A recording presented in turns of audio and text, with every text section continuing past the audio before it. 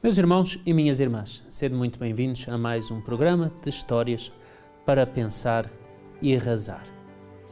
Eu sei que habitualmente em casa reza o Pai Nosso. Pergunto-lhe, sabe rezar o Pai Nosso? Deve estar a estranhar a pergunta. Quem sabe é uma oração que já reza há tantos anos. E agora vem um padre aqui pela televisão perguntar-lhe se sabe rezar o Pai Nosso. Está a achar estranho, não está? Pois com certa razão. Mas pode ser que esteja a faltar um S quando reza o Pai Nosso. Ora então, como é que é a oração? Pai Nosso, que estais nos céus,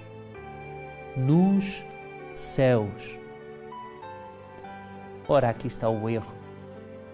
Pois às vezes nós escutamos Pai Nosso que estais no céu.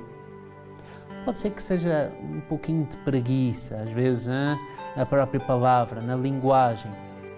Mas é Pai Nosso que estais nos céus, que vai encontrar, por exemplo, no compêndio do Catecismo da Igreja Católica, que tem lá uma secção com aquelas orações da piedade, as orações mais conhecidas. É assim que se encontra no missal e que nós devemos rezar na missa. Pai Nosso que estais nos céus. Porquê céus? Porquê o plural? É porque estamos a referir-nos não só àquela abóbada celeste que podemos contemplar a olho nu, vamos chamar-lhe assim, com o sol, o céu azul, às vezes com nuvens, ou à noite, no céu estrelado. Pois esse, o céu, que nós conseguimos contemplar assim a olho nu e que alguns, pois com aqueles telescópios, conseguem vislumbrar muito para além daquilo que a nossa visão é capaz e então ver outros planetas, outros sistemas solares, enfim. Mas Deus não está somente nesse céu que Ele criou. Ele está naquele céu chamado o céu empíreo. É aquele céu que é a eternidade, que é o prémio dos justos, onde se encontram os anjos, os bem-aventurados. Esse não é esse céu físico propriamente que nós contemplamos a olho nu, pois nós não nos vamos colocar, e tal seria até pueril considerar um céu assim, feito de nuvenzinhas, com uns anjinhos gordinhos e nós deitados em nuvens a comer uvinhas e a escutar violinos celestes. Pois, se calhar até a gente nem gosta de violinos, outros que nem gostam de nuvens, outros que deitar-se propriamente numa nuvem não é a consideração de céu que tem. É uma visão infantil e digo-lhe até distorcida daquilo que é o céu. Pois, antes de mais, a nossa eternidade no céu é essa visão de Deus. Ver a Deus, todo, mas não totalmente, diz-nos a doutrina da Igreja, mas é aquilo que é chamada a visão beatífica. E esse é o maior dos prémios que podemos ter no céu, esse convívio com Deus por toda a eternidade, com Nossa Senhora, com os santos. Pois a Igreja por estes dias celebra a solenidade de todos os santos. Quantos não serão aqueles que estão no céu, cujos nomes nós não conhecemos? Não são apenas aqueles que estão em cima de um altar, numa igreja, nos altares laterais das igrejas, onde for. Pois esses são exemplos, sem dúvida, são santos conhecidos, canonizados pela nossa Santa Igreja, mas muitos outros, cujos nomes nós não conhecemos, estão nos céus. Aliás, no céu. Aliás, quantos santos não partiram para a eternidade, quantos santos que até nós, às vezes, sacerdotes, não conhecemos. E vemos que naquele dia celebra-se um determinado santo que nós até temos que ver um pouquinho como é que foi a vida dele, pois o nome até talvez nos seja conhecido, mas a história do santo não. E outros santos até com nomes que nós desconhecemos. São muitos. E são muitos também aqueles desconhecidos, aquelas pessoas virtuosas que viveram uma vida virtuosa, mas afastada da fama. Quer seja uma mãe de família, piedosa, virtuosa, um pai de família assim, e que hoje encontram-se no céu. Então, na solenidade de Todos os Santos, recordamos todos esses que foram para a eternidade. Mas para ir para o céu é preciso passar por uma experiência. Para ir para o céu é preciso morrer. Ai, padre, estava a falar do céu e agora fala da morte. Mas é que sem a passagem pela morte não chegamos ao céu. Hoje em dia, entretanto, tem-se um tal pavor à morte que agora até falar sobre a morte deu-lhe um calafrio. Acredite. Pois, mas a morte ajuda-nos também na nossa meditação. Diz uma frase muito antiga da Igreja, que repete algo que está nas Escrituras: medita nos teus novíssimos e não pecarás eternamente. Os novíssimos do homem são a morte, o juízo, o céu ou o inferno. Pois auxilia-nos na nossa meditação dessas realidades pelas quais todos nós vamos atravessar. Um dia todos nós vamos morrer, seremos julgados por Deus e depois teremos um destino eterno. Céu ou inferno.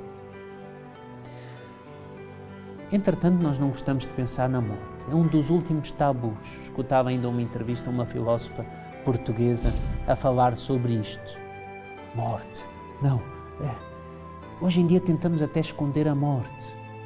Hoje em dia, até com facilidade, se entra num forno crematório e destrói-se tudo, porque, aliás, numa pesquisa que foi feita, diz que muitos portugueses nem acreditam na vida após morte, num país maioritariamente cristão, e podemos quase perguntar-nos como é isto.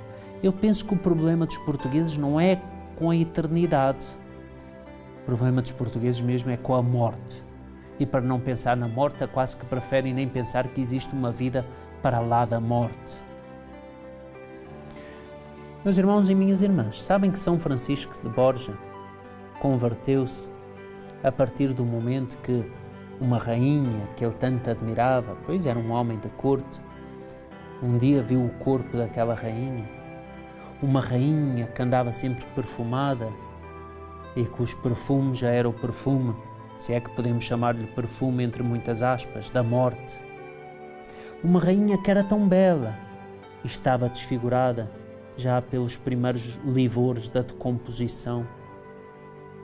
Pois ele converteu-se, porque ele pensou: para que uma vida aqui de Fausto?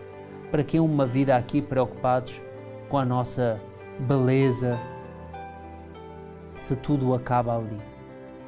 Se todos nós acabamos ali? Se todos nós vamos passar pela morte? E ele mudou de vida, da vida mundana que ele tinha na corte para uma vida dedicada a Deus. E foi um jesuíta, o terceiro geral da Companhia de Jesus. Pois, eu sei que isto de falar da morte é sempre complicado, mas tenho uma historinha, não uma história verídica de São Francisco de Borja, mas uma pequena historinha para lhe contar. Certo rapaz, uma vez, ouviu baterem à porta. Toque, toque, toque. Ele foi abrir. Quando abriu, um susto. Estava ali diante dele, já muito velhinha, com a sua foice com a qual anda a ceifar as vidas, a própria morte. A morte? Mas eu ainda sou tão jovem e agora vem bater à porta. E a morte velhinha, coitada, parece que se enganou. Você não é o fulano tal? Não sou eu, esse é o meu vizinho. Ai, desculpe então, acabei por errar na porta a que eu vim bater. Vou então ao seu vizinho, que é ele. Mas o rapaz aproveitou. Olha, já que estás por aqui, podes-me dizer quanto tempo de vida eu vou ter? Minha morte, qual é o seu nome? Sou fulano tal. Lá abriu aquele grande e poerente livro da vida. E lá lhe disse: pois, daqui a 30 anos, tantos meses e tantos dias, vai morrer. O rapaz pensou: bom, faltam mais de 30 anos ainda, vamos aproveitar a vida. E o rapaz, sabendo quando ia ser a morte dele, começou a viver em comilanças, festanças, a aproveitar a vida. Talvez a gente não saiba o dia da nossa morte, porque ela vem como um ladrão, não sabemos nem o dia nem a hora, pois se calhar se soubéssemos a gente aproveitava ao máximo, depois fazia aquela confissão geral boa, pronto, e acabávamos todos no céu. Seríamos um pouquinho injustos para Deus. Usaríamos uma vida para o pecado, os últimos minutos a gente, aquela confissão, unção dos enfermos, tudo perdoado, céu. Assim como não sabemos nem o dia nem a hora, temos que andar sempre preparados. Voltemos à nossa história. Passou-se o tempo e o rapaz entre festas, até que chegou o dia em que a morte lhe ia bater à porta. Ele pensou, o que é que eu vou fazer? Eu já tenho um bailarico marcado para esse dia. Olha como ele vivia de festas, hein? Mas ele pensou, bom, vou fazer uma festa de máscaras. Vou-me mascarar, vou rapar o cabelo, vou ficar todo carequinho. A morte, quando cá chegar, nem me vai reconhecer. Vão estar todos mascarados aqui dentro. Ela nem sabe, vou despistar a morte assim. Fez o bailarico, todos mascarados, e ele todo rapado, com a cabeça rapada, e também com umas pinturas na cara e vestido de qualquer coisa. A morte bateu à porta. Alguém abriu a porta à morte, e estavam todos por ali dentro mascarados. A morte entrou, pensavam que fosse uma mascarada também. Olha, boa máscara essa, hein? Boa, vestiu-se de morte. Bom, a morte começou a andar por ali adentro, a dizer, e agora? E agora? Vou ter que escolher um. Não pode ser, vou ter que levar alguém. Começou a olhar, quem é este? E aquele. Não vou descobrir aqui onde é que está o fulano de tal. Bom, já que eu tenho que levar um, já sei o que é que eu vou fazer. Vou levar aquele careca ali. Vem cá. Vou levar o careca ali. Pois é, está-se a rir, não é? É engraçado, mas não escapou. Está-se a rir, mas isto dá-nos que pensar. Quando ela chegar, vai-nos levar. São Francisco de Assis chamava-lhe a Irmã Morte. Pois na nossa oração não vamos rezar à Irmã Morte. São Francisco de Assis chamava como uma realidade. Vamos sim invocar São José, padroeiro da Boa Morte. Ele que se encontra sempre aqui conosco neste estúdio. Ele que se encontra aqui conosco nas vossas casas. Ele que faleceu tendo Nossa Senhora de um lado e Jesus do outro. Porque era em casa que se falecia e tudo leva a crer que estava ali a Sagrada Família junta. São José, patrono da Boa Morte, fazei com que eu esteja preparado para esse supremo dia, o dia que me encontrarei face a face com Deus. Fazei com que eu não tenha pecado grave. Fazei com que a minha túnica batismal se encontre digna de penetrar os umbrais da eternidade, digna de tão bom e excelso Criador. São José, intercedei por nós, dai-nos uma morte favorável, fazei-nos encontrar na eternidade e na visão de Deus o nosso descanso e a paz eterna. Pois, meu irmão e minha irmã, fiquem em paz, não se assuste, falamos sobre a morte, vamos ter a celebração dos fiéis defuntos, que seja uma meditação propícia a passarmos por estas próximas festas da Igreja com um espírito renovado, contrito, humilde, preparado. Até ao próximo programa, se Deus quiser.